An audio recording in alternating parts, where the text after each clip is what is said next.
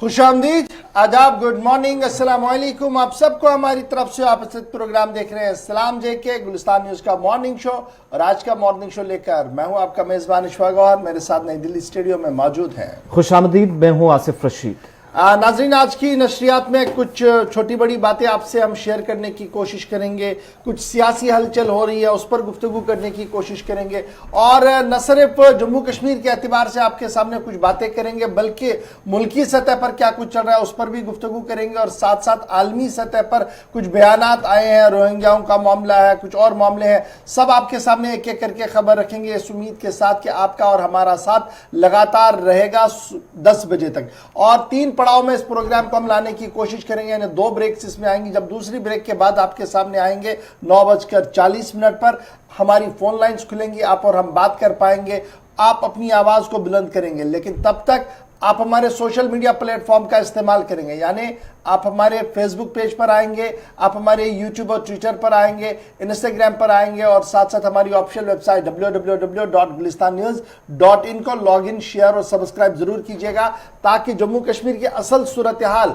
अक़वाम आलम तक पहुंच सके और जो मनफी प्रोपेगेंडे चल रहे हैं उसका मौसर जवाब यहां से दिया जाए। तो इस उम्मीद के साथ कि मोहब्बत का साथ बराबर रहेगा, करते हैं आज के खबरों का आगाज। और आज पहले खबर यह कि आज का दिन इंतहाई अहम है 2 एतबार से। एक मेराजुन नबी सल्लल्लाहु अलैहि वसल्लम है और दूसरी तरफ से हेरत का त्यौहार भी मनाया जा रहा है, महाशिवरात्रि जिसे कह रहे हैं। तो ये दोनों त्यौहार आज के दिन मनाए जा रहे हैं। मुल्क भर के अंदर तकरीबात का एहतमाम किया जा रहा है। जम्मू कश्मीर से लेकर मुल्क की दीगर रियासतों के अंदर तरह तरह के प्रोग्रामों का इनेकाद किया गया है। शब मेराजुन नबी सल्लल्लाहु अलैहि वसल्लम आज और दूसरी तरफ महाशिवरात्रि का त्यौहार भी एक साथ दोनों त्यौहार मनाए जा रहे हैं। लेकिन कोरोना वायरस का जो बहरान है, जो सूरत हाल बनी है, शब-खानी की इज्तिमात एक तरफ शब मेराज के मौके पर नहीं होंगी, मनसूख की गई, तो दूसरी तरफ कोविड की वजह से ही मुख्तलिफ मनादिर के अंदर दुनिया भर के साथ साथ हिंदुस्तान के अंदर महाशिवरात्रि के मौके पर जो आज तकरीबात का इनेकाद अमल में लाया जाए या मजहबी प्रोग्राम होते थे उन पर पाबंदी आयद की गई है। या 50% तक कुछ मकामात पर लोगों को आने की इजाजत होगी। कुछ मंदिरों के अंदर सुबह सुबह जरूर जो अकीदतमंद है लोग हैं वो तो पहुंच रहे हैं, लेकिन कोविड गाइडलाइंस पर अमल दरामद करने पर खुसूसन जोर दिया गया है हुकाम की तरफ से, हेल्थ अथॉरिटीज की तरफ से, इंतजामिया की तरफ से, जहां जहां प्रोग्राम मुनक्किद हो रहे हैं। और सुबह ही पूजा पाठ का सिलसिला शुरू हो चुका है और दूसरी तरफ मेराजुन नबी की तैयारियां भी जम्मू कश्मीर समेत मुल्क के तमाम हिस्सों के अंदर, जहां पर शब-खानी के इज्तिमात या जो तकरीबात होती थे वो नहीं होगी, चूंकि कोविड की वजह से इंतजामिया ने एहतियातन ये फैसले लिए हैं। और श्रीनगर के अंदर जहां पर जामा मस्जिद, जो आली जामा मस्जिद है श्रीनगर के अंदर, वहां पर भी शब-खानी तकरीब नहीं होगी मेराजुन नबी के मौके पर। लेकिन ये जरूर है कि जो मुकद्दस का दीदार है वो जरूर कराया जाएगा दरगाह हजरत बल में 5 नमाजों के बाद। लेकिन दूसरी तरफ मुख्तलिफ हिस्सों से जो श्रीनगर का रुख करते थे, इस रात पर लोग दुआया मजलिस में शिरकत करते थे, हजारों की तादाद में शुमाल जुनूब से लोग पहुंचते थे, उस पर पाबंदी आयद रहेगी। इधर पूरे मुल्क के अंदर सुबह से ही मंदिरों के बाहर लोगों की लंबी कतारें नजर आ रही हैं। जरूर कोविड गाइडलाइंस पर एहतियातन जो इंतजामात हुकाम की तरफ से किए गए हैं वहां पर गाइडलाइंस पर अमल दरामद करते हुए पूजा पाठ का सिलसिला महाशिवरात्रि के मौके पर इस वक्त शुरू हो गया। वहीं श्रीनगर, जनूबी कश्मीर के अनंतनाग या दीगर हिस्सों में कश्मीरी पंडितों की तरफ से भी आज खुसूसी तकरीबात का इनेकाद अमल में लाया जाएगा, जहां गुज़श्ता रोज ही जिला तरक्याती कमिश्नरों की तरफ से इंतजामात का जायजा लिया गया था। रियासती वक्फ बोर्ड की तरफ से साफ कर दिया गया कि आज रात भर दरगाह हजरत बल के अंदर कोई भी तकरीब नहीं होगी, यानी जो शब-खानी की तकरीब होती थी रात को कोई भी तकरीब नहीं होगी। इस सिलसिले में पहले ही रियासती वक्फ बोर्ड की तरफ से बयान जारी कर दिया गया था और कल 5 वक्ता नमाज पर, यानी नमाज फजर, जोहर, उसके बाद असर, मगरिब और इशा पर मोए मुकद्दस सल्लल्लाहु अलैहि वसल्लम की जियारत करवाई जाएगी। ताहम श्रीनगर के अंदर आली मस्जिद के अंदर जहां पर मीर वाइज मौलवी मोहम्मद उमर फारूक हर साल वाज़ तबलीग की मजलिस करते थे, उसे भी फिलहाल मुलतवी कर दिया गया है। और औकाफ इस्लामिया के बयान के मुताबिक मीर वाइज मुसलसल नज़रबंद है, इसलिए यह तकरीब नहीं होगी। लेकिन दीगर बुकाजात और दीगर इदारों में आज खुसूसी तकरीब का एहतमाम किया जाएगा और कल पूरे दिन निहायती अकीदत व एहतराम के साथ मेराजुन नबी सल्लल्लाहु ताला अलैहि वसल्लम मनाया जा रहा है। तो ये बात थी जनाब त्योहारों के हवाले से, चूंकि आज का दिन इंतहाई अहम है। बढ़ते हैं अपनी एक और बड़ी खबर की ओर, और बड़ी खबर जो है वो साउथ कश्मीर से है, जहां पर कल रात देर गए एनकाउंटर शुरू हुआ था, झड़प शुरू हुई थी। ताहम अंधेरा होने के बायस ऑपरेशन को रोक दिया गया था और इस वक्त दोबारा इस ऑपरेशन को शुरू कर दिया गया है। बिजबिहारा से खबर यह कि बिजबिहारा में फायरिंग का तबादला कल रात देर गए हुआ था।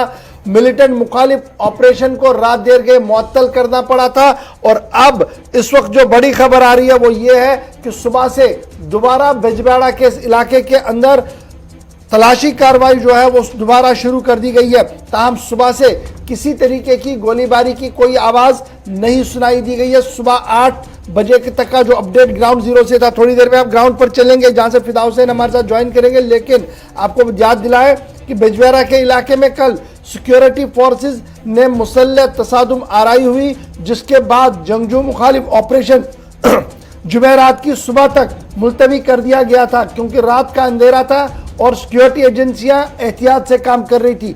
और हुक्काम ने फायरिंग के तबादले के साथ ही इंटरनेट सर्विसेज मुअत्तल कल रात देर गए कर दी थी।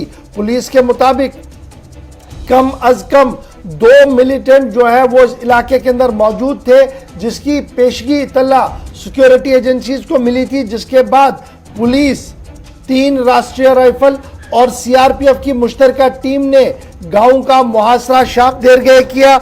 जो ही ऑपरेशन शुरू किया गया, तलाशी कार्रवाई शुरू की गई, तो वहां पर मिलिटेंटों की तरफ से फायरिंग की गई, जिसका माकूल और मुनासिब जवाब भी दिया गया। ताहम रात देर गए ऑपरेशन को रोक दिया गया था, और आज सुबह से एक बार फिर खबर यह है कि ऑपरेशन शुरू है। ग्राउंड जीरो पर इस वक्त क्या कुछ ताजा तरीन खबर है, सीधे चलते हैं फिदा हुसैन के पास। फिदा, अपडेट कीजिएगा कि रात देर गए जो ऑपरेशन शुरू हुआ था, जहां पर गोलियों का तबादला भी हुआ था, उसके बाद एडिशनल डिप्लॉयमेंट रात को ही लगा दी गई थी। अब सुबह सुबह क्या कुछ तफसीलात आपके पास है? पुलिस और इंटेलिजेंस एजेंसियां क्या कुछ कह रही हैं? देखिए गौर, मैं आपको बता दूं कि अगर हम जनूबी कश्मीर के जिला अनंतनाग के कंडीपुरा बिजबिहारा इलाके की बात करेंगे, जहां पर तकरीबन 5 से 5:30 के बीच सिक्योरिटी फोर्सेस को एक खबर मिली कि कंडीपुरा इलाके में कुछ मिलिटेंट जो है वो मौजूद है। उसके बाद जब सिक्योरिटी फोर्सेस इलाके में पहुंची तो मिलिटेंटों ने सिक्योरिटी फोर्सेस पर फायर खोला, जवाबी कार्रवाई की गई। इस बीच तकरीबन 5 से 6 मिनट तक आमना सामना हुआ। उसके बाद मजीद जो सिक्योरिटी फोर्सेस है उनको इलाके के लिए भेजा गया है, और जो कॉर्डन था उसको और वसी कर दिया गया, क्योंकि कल रात का वक्त था, और रात के वक्त में सिक्योरिटी फोर्सेस जो है हर जगह, जहां कहीं पर भी अगर हम जनूबी कश्मीर की बात करेंगे तो वहां पर रात के वक्त जो है फूंक फूंक के कदम रखती है।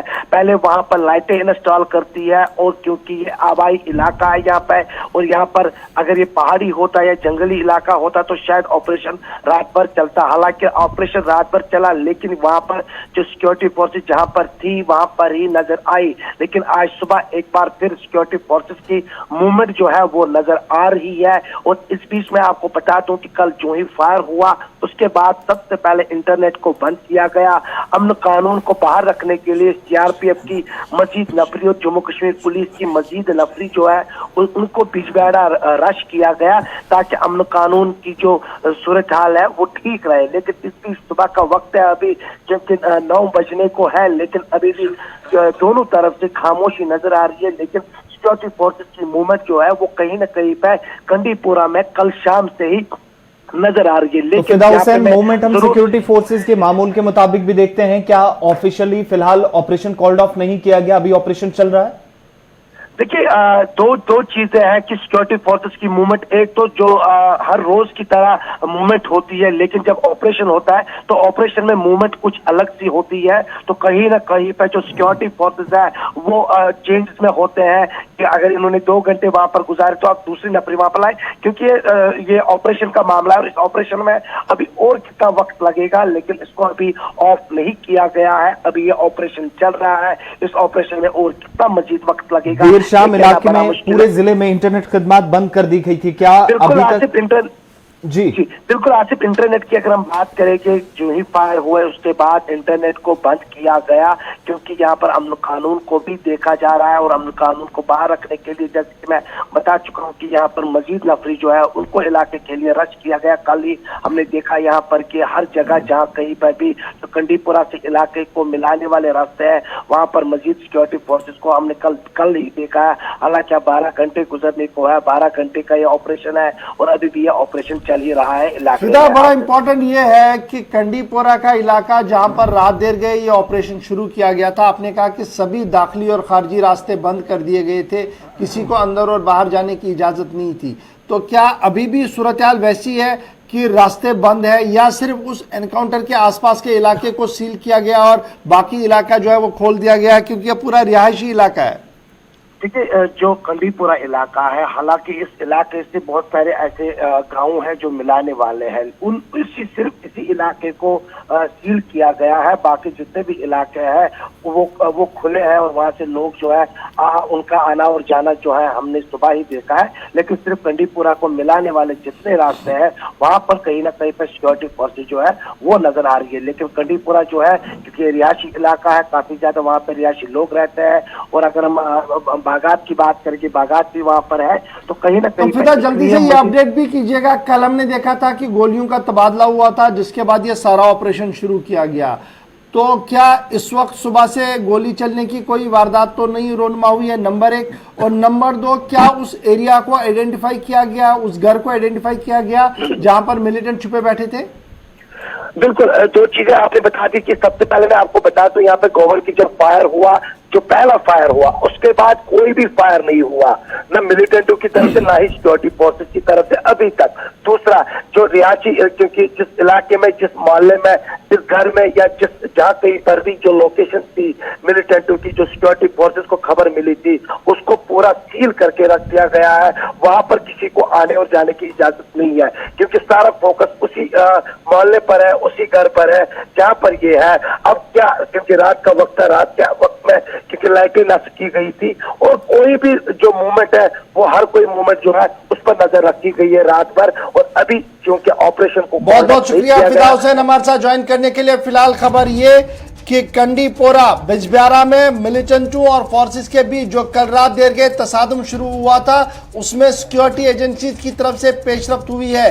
रात भर ऑपरेशन जारी रहा है और इस वक्त भी इस पूरे इलाके के अंदर तलाशी कार्रवाई जारी है। पुलिस राय के मुताबिक ऑपरेशन को अभी सस्पेंड नहीं किया गया है और यही वजह है कि 2 या 3 मिलिटेंटों की खबर पुलिस के पास थी, जिसके बाद अभी भी तलाशी कार्रवाई इस पूरे इलाके के अंदर जारी है। इस पर हमारी पूरी नजर रहेगी, आपको पल पल का और भी अपडेट जरूर करेंगे। लेकिन फिलहाल बढ़ते हैं जी आगे और बात जरा आईजीपी कश्मीर की भी आपको साथ साथ बताते चले, जहां पर उन्होंने कल इस बात का खुलासा पेश किया कि पथराव को किसी भी सूरत में बर्दाश्त नहीं किया जाएगा और पथराव करने वालों के खिलाफ पब्लिक सेफ्टी एक्ट का इतलाक होगा।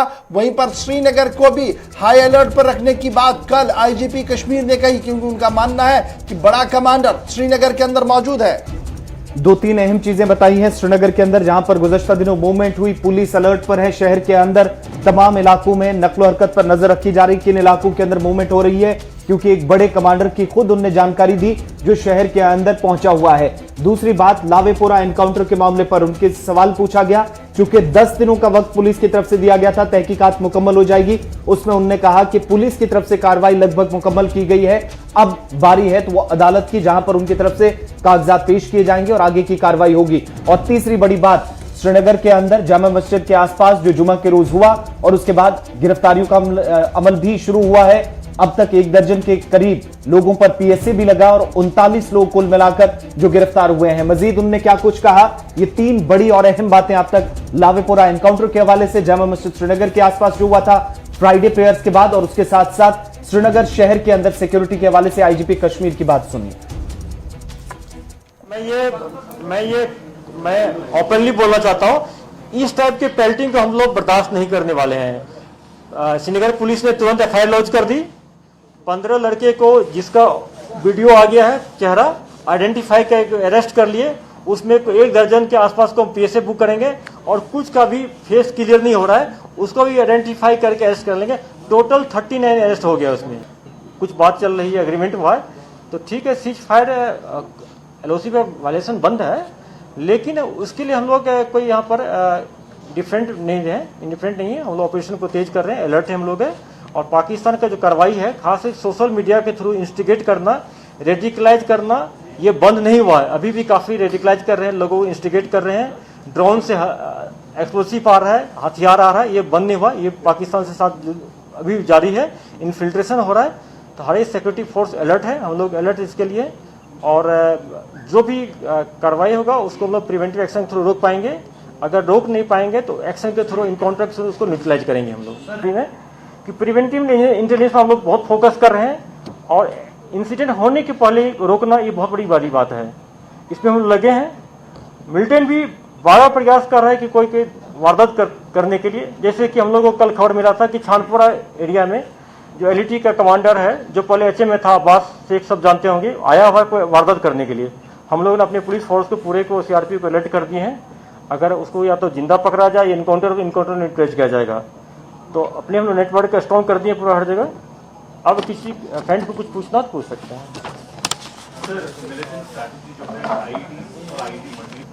देखिए, जैसा कि हम सब जानते हैं कि कश्मीर में खास करके टेररिस्ट का ये रहा है कि हर एक साल, 2 साल, 1 साल में हर एक पैटर्न, मोडस ऑपरेंडी चेंज करते रहता है। जैसे पहले फिदाइन का था, एक फिदाइन बंद हो गया, फिर उसके बाद हुआ कि जैसे लास्ट ईयर हम देखे 19 और 20 में देखे। IGP कश्मीर आपको बता रहे थे कि वादिया कश्मीर की सूरत हाल किस तरीके से और पुलिस क्या कुछ कार्रवाई करने जा रही है। अब जरा बात करते हैं आगे और बात करते हैं रोहिंग्याओं के मामलों को लेकर, जिनको लेकर इंतजामिया की तरफ से बड़ी कार्रवाई गुज़श्ता दिनों जम्मू के अंदर देखने को मिली थी, जिसके बाद अब अक़वाम मुत्तहिदा के जो ह्यूमन राइट्स काउंसिल है उनकी तरफ से भी पेशरफ्त हुई है। United nation human rights council के नुमाइंदे आज जम्मू कश्मीर इंतजामिया के साथ मुलाकात करने जा रहे हैं। रोहिंग्या पनाह गुज़ीरों के मामले की जो गिरफ्तारी का मामला है उसको लेकर अक़वाम मुत्तहिदा ह्यूमन राइट्स काउंसिल का वफ़द जो है वो आज जम्मू के अंदर इंतजामिया के अफसरों के साथ मुलाकात करने जा रहा है। साथ साथ अक़वाम मुत्तहिदा ने म्यांमार की सूरत हाल पर भी तशवीश का इजहार जो है वो किया हुआ है। लेकिन जम्मू की सूरत हाल के हवाले से खबर ये है कि जहाँ गुज़श्ता दिनों जम्मू कश्मीर पुलिस और इंतजामिया का मुश्तरका फैसला ये हुआ था कि सभी पनाह गुज़ीरों की बायोमेट्रिक की जाए और उनके कागजात को चेक किया जाए, जिसके बाद होल्डिंग सेंटर जो है वो बनाया गया था और कुछ लोगों को होल्डिंग सेंटर के अंदर भेज दिया गया था। और उसके बाद लगातार ये इल्ज़ाम लग रहे थे कि United nation human rights council के कार्ड होने के बावजूद भी उन लोगों को डिटेंशन सेंटर्स के अंदर डाल दिया गया, होल्डिंग सेंटर्स के अंदर डाल दिया गया था। और अब खबर यह है कि United nation human rights council का वफ़द जो है, जो जिम्मेदार है, वो आज जम्मू के अंदर एडमिनिस्ट्रेशन के साथ मुलाकात करने जा रहे हैं। और जो 175 के लोग, करीब लोग रोहिंग्या रिफ्यूजी क्राइसिस को ख़त्म करने के लिए 175 लोग जो होल्डिंग सेंटर के अंदर है उनकी रिहाई के हवाले से आज गुफ्तगू कर सकते हैं। तो ये बड़ी पेशरफ्त हो रही है अक़वाम मुत्तहिदा के ह्यूमन राइट्स काउंसिल के हवाले से, जिन्होंने इस मामले का नोटिस लिया है। और माना जा रहा है कि आज जम्मू के अंदर मीटिंग हो सकती है। United nation human rights council के ज़राया से हमारे पास ये खबर है कि ये पूरा मामला उनकी नोटिस के अंदर आ चुका है और वो लगातार इस पूरे मामले को देख रहे हैं। और जिस तरीके से होल्डिंग सेंटर बनाया गया है और कुछ और होल्डिंग सेंटर बन रहे हैं, इस पर डिटेल डिस्कशन जो है वो अक़वाम मुत्तहिदा का इंसानी हुकूक काउंसिल जो है, ह्यूमन राइट्स काउंसिल जो है, वो आज मीटिंग के दौरान करेगा। इसके साथ साथ जो म्यांमार की सूरत हाल है, जहाँ पर फौजी तनाव और बगावत हुई है, उसको लेकर भी तशवीश का इजहार अक़वाम मुत्तहिदा की तरफ से किया गया और उसमें साफ कर दिया गया है कि सूरत हाल पर काबू करने के लिए और हर एक की सलामती को यकीनी बनाने के लिए अवामी हुकूमत का होना लाजमी है। इसलिए फ़ौज इख्तिदार से बेदखल वहाँ पर हो जाए। अक़वाम मुत्तहिदा का बयान, और ख़ुसूसन ये बयान जब जम्मू की सूरत हाल हो तो वहाँ पर क्या कुछ हो रहा है, हमने आपके सामने तफसील के साथ खबर को जो है वो रख दिया है। अब बढ़ते हैं जी आगे, बात करते हैं एक और बड़ी खबर की, और बड़ी खबर जरा बैनुल-अक़वामी सतह की है। जी आसिफ। बिल्कुल, इजराइल के हवाले से बात करते हैं, चूंकि इजराइल की तरफ से कुछ ऐसे इकदाम किए जा रहे हैं जिसकी मुखालफत दुनिया भर के अंदर मुख्तलिफ सियासी और मजहबी तंजीमों की तरफ से की गई है। फलस्तीन में इसराइली जो इस वक्त इकदाम है उन्हें बर्बरियत से ताबीर किया जा रहा है। दरअसल मस्जिद अक्सा के पेश इमाम को गिरफ्तार किया है इसराइल की फोर्सेज ने, और मस्जिद अक्सा के अहाते के अंदर जहां पर नमाज पर पाबंदी लगाई गई थी फोर्सेज की तरफ से, वहां पर जब नमाज पढ़ाई गई तो इमाम शेख अकरमा को गिरफ्तार किया गया है मस्जिद अक्सा के अहाते से, जब उनने यहां नमाज अदा करवाई थी। और इन सब के बीच में मुख्तलिफ तंजीमें आगे आई हैं जिनने इसराइली फोर्सेस के, इसराइली हुकूमत की इसे बर्बरियत से न सिर्फ ताबीर किया है बल्कि इसे अक़लियतों के खिलाफ एक सख्त कदम करार देते हुए फौरी तौर पर इमाम की रिहाई का भी मुतालबा कर दिया है। इसराइली फोर्सेस ने फलस्तीन में बर्बरियत का मुजाहिरा करते हुए मस्जिद अक्सा के पेशे इमाम शेख अकमर साबरी को उनके घर से गिरफ्तार कर लिया है। बैनुल-अक़वामी मीडिया रिपोर्ट के मुताबिक इसराइली फौजों ने खुफिया इदारों के हमरा यरूशलेम के मुफ्ती आजम शेख अकमर के घर का मुहासरा किया और बगैर किसी वजह के मस्जिद अक्सा के पेशे इमाम को गिरफ्तार करके साथ ले गए।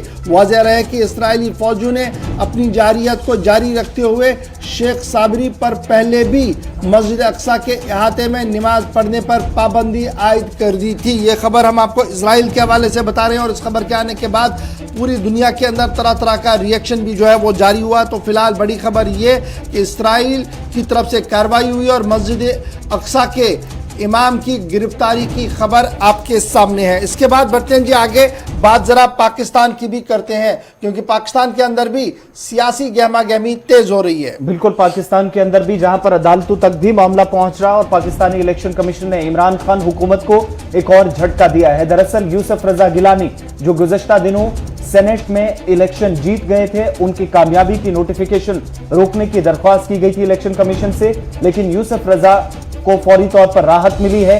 उनको सेनेटर के तौर पर आगे काम करना ही होगा और उन्हें नाअहल करार देने के लिए जो दरख्वास्त इमरान खान हुकूमत की तरफ से, पीटीआई की तरफ से दरख्वास्त की गई थी, इस पर अब अगली समाअत 22 मार्च को होगी। लेकिन फिलहाल पाकिस्तानी इलेक्शन कमीशन की तरफ से पीटीआई को झटका लगा है जो उन्होंने नोटिफिकेशन एक तो उसे रद्द करने का, रोकने का एक दो दरख्वास्त की थी, एप्लीकेशन फाइल की गई थी और दूसरी बात कि उन्हें नाअहल करार दिया जाए। सेनेट के अंदर जहां गुज़श्ता दिनों इलेक्शन हुआ था, यूसुफ रजा गिलानी पाकिस्तान के साबिक वज़ीर-ए-आज़म जो कामयाब करार पाए थे, उनकी सीट, उनकी जिम्मेदारी उन्हें ना देने की बात कही गई थी। लेकिन इस पर फिलहाल पीटीआई को झटका लगा है और इस पर अगली समाअत जो की जाएगी वो पाकिस्तान इलेक्शन कमीशन की तरफ से 22 तारीख की डेट मुकर्रर कर दी गई है।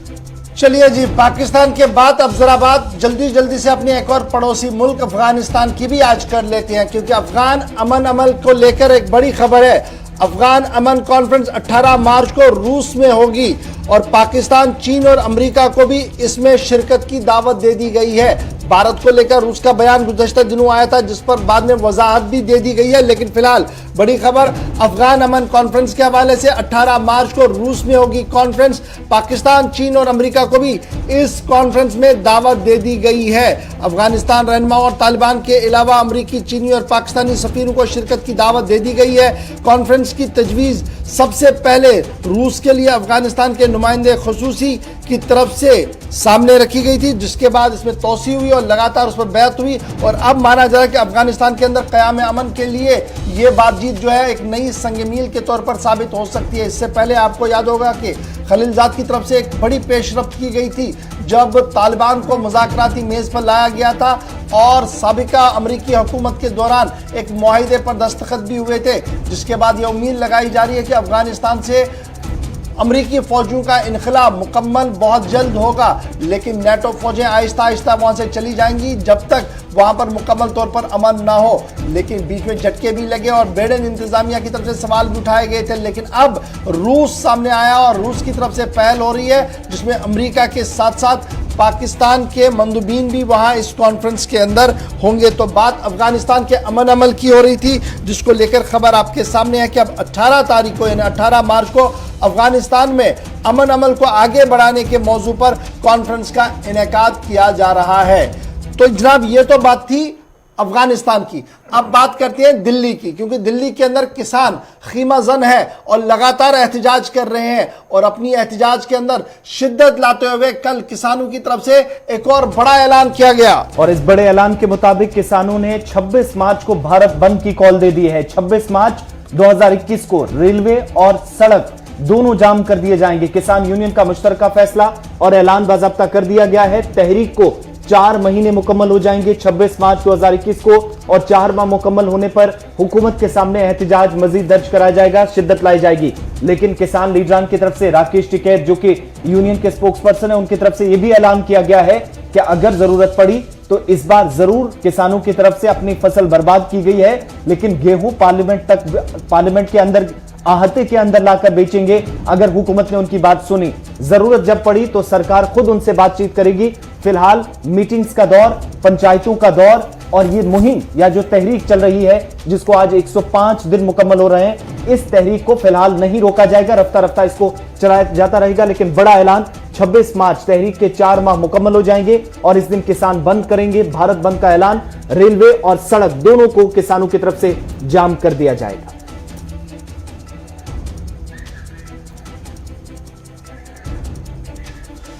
चलिए जी, बढ़ते हैं जी आगे। अब जरा बात जम्मू कश्मीर की करते हैं। जम्मू कश्मीर की सियासत के हवाले से बात सामने रखने जा रहे हैं कि गुज़श्ता दिनों भारतीय जनता पार्टी की स्टेट एग्जीक्यूटिव कमेटी का इजलास मुनक्किद हुआ था और उस इजलास के दौरान कई सियासी करारदादों को मंजूरी दी गई, यानी पास वो हुई है और उसमें असेंबली के अंदर नामजदगी का मामला भी उठाया गया, यानी नॉमिनेशन के जरिए से कुछ लोगों की अपॉइंटमेंट्स की जाए, यानी कुछ लोगों को वहां पर रखा जाए स्टेट असेंबली। अभी असेंबली का बनना दूर दूर तक भी नजर नहीं आ रहा है, लेकिन एक नई बात बीजेपी के खीमे से सामने आ रही है कि जिस तरीके से पौंडीचेरी के अंदर असेंबली का वजूद है, उस पैटर्न को मिनोन अमलाया जाए जम्मू कश्मीर के अंदर और नामजदगी का सिलसिला भी रखा जाए, ताकि जो इलाके, जो कबाइल नजरअंदाज हो रहे हैं, उनकी नुमाइंदगी को यहां पर रखा जाए।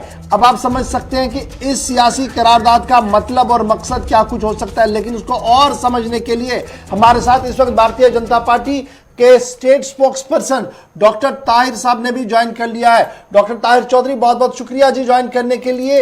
ये सियासी करारदादें पास करना, सामने रखना, ये एक असूल है सियासी जमात का, लेकिन जब इसके मतन को देखा जाता है, जब इसके स्ट्रक्चर को देखा जा रहा है, रेजोल्यूशन के स्ट्रक्चर को मैं देख रहा हूं, तो ये अंदर बड़ी बात है और इस बड़ी बात को सियासी एतबार से जब देखा जाए तो इसके माने और भी कहीं लिए जा सकते हैं। ये बीजेपी का क्या मंशूर, क्या मकसद था इस सियासी करारदाद को लाने का कि नामजदगियां हो जी और साथ साथ पौंडीचेरी के तर्ज पर ही मुकम्मल तौर पर असेंबली का क़याम हो, जबकि अभी हदबंदी जो डिलिमिटेशन है वो अपना काम कर रही है। देखिए गौर साहब, स्टेट वर्किंग कमेटी की जो मीटिंग थी उसकी आप रेफरेंस मुझे दे रहे हो, आज ये बात कर रहे हो आप। जब ये मीटिंग हुई है और भारतीय जनता पार्टी का सेंट्रल हाई कमांड का जो मेन फैसला जम्मू कश्मीर के इलेक्शन के ऊपर आएगा, वो डीलिमिटेशन के बाद आएगा। डीलिमिटेशन का प्रोसेस इस टाइम पे चल रहा है और बड़े प्रॉपर सिस्टम के साथ चल रहा है, सबको कॉन्फिडेंस में लेके चल रहा है। सभी पॉलिटिकल पार्टीज जो जम्मू की कश्मीर की हैं, सभी को सेंट्रल हाई कमांड की तरफ से ओपन ऑप्शन है कि वो अपने जो भी उनके दिलो दिमाग में जो शक हैं वो सामने रख सकते हैं, जो उनके सवाल हैं वो सामने रख सकते हैं कमेटी के। तो ये सारी चीजें सबके साथ मिल बैठ के की जाएंगी और जो भी डिलिमिटेशन के बाद जहां जहां भी सीट्स बढ़ेंगी प्रॉपर सिस्टम के साथ बढ़ेंगी। मुझे नहीं लगता कि उसके ऊपर किसी को उंगली उठानी पड़ेगी उस टाइम पे या आवाज उठानी पड़ेगी कि ये गलत हुआ, और जो कुछ भी हो जम्मू कश्मीर के अवाम के लिए बेहतर फैसला होगा। ठीक है, ताहिर साहब, वो तो तब होगा ना जब डिलिमिटेशन अपनी बात सामने रखे, रिपोर्ट सामने रखे, पब्लिक डोमेन में डाल दे। लेकिन आज जिस डोमेन की मैं बात कर रहा हूँ वो तो बीजेपी का डोमेन है, जहां पर आप सियासी करारदाद पास करके मरकज से कह रहे हैं कि बाइख्तियार बनाया जाए, हमें कुछ और पावर्स दिए जाए ताकि हम नॉमिनेट कर सके लोगों को। देखिए, सरकार के आगे आवाज रखना, अपनी बात रखना हमारा हक बनता है। भारतीय जनता पार्टी का जम्मू कश्मीर की जो हमारी टीम है, हमारी हाई कमांड है जम्मू कश्मीर की, तो हम अपनी बात रख रहे हैं सेंट्रल हाई कमांड के आगे। लेकिन ये आने वाला वक्त बताएगा कि सेंट्रल हाई कमांड हमारी कितनी बातें मानती है, तो कैसे ये सारे सिस्टम्स ट्रैक पे आते हैं। जहाँ तक जम्मू कश्मीर भारतीय जनता पार्टी की सवाल आती है, हमारी हाई कमांड यहाँ पे हम एक छोटी छोटी चीजें नोट करते हैं पूरे जम्मू कश्मीर की, और हमारा मेन जो हमारी सोच है कि जम्मू कश्मीर के अवाम को एक बेहतर बैलेंस सरकार की जरूरत है, जो आने वाले टाइम पे इंशाल्लाह मिलेगी और जम्मू कश्मीर एक नए राह पे, नए तरक्की के रास्ते पे आएगा। नहीं डॉक्टर साहब, ये जो रेजोल्यूशन आया है, करारदाद पास हुई है, इसका बुनियादी मकसद क्या है? क्या कुछ ध्यान में रखकर इस करारदाद को बनाया गया, तहरीर किया गया और फिर पास भी करवाया गया बीजेपी की स्टेट एग्जीक्यूटिव से? देखिए, बहुत सारे इश्यूज हैं इसके ऊपर, आप सब कुछ समझते हो गौर साहब। क्योंकि आपका काफ़ी लंबा एक्सपीरियंस है जर्नलिज्म के साथ। ये बहुत सारी चीज़ें हैं भारतीय जनता पार्टी के सोच में, और वो हम चीज़ें चाहते हैं कि वो जम्मू कश्मीर में प्रॉपर ढंग से वो चीज़ें आएँ, और अगर वो चीज़ें सारी आ जाती हैं तो मुझे लगता है कि हम लोग प्रॉपर ढंग से जम्मू कश्मीर में जो काम करने का एक तरीका है, एक नया सिस्टम है, वो हम लाना चाहते हैं। क्योंकि आज तक जो जम्मू कश्मीर के साथ हुआ है वो एक सौतेला मैं कहूँगा व्यवहार हुआ है। जो भी चीज़ें हुई हैं जम्मू कश्मीर में बहुत अलग ढंग से होती रही हैं। पुरानी जो सरकारें थी उस टाइम की, उन्होंने जैसे चाहा वैसे किया, सब कुछ हटके करते रहे वो अपने फायदे के लिए, अपने मुफाद के लिए।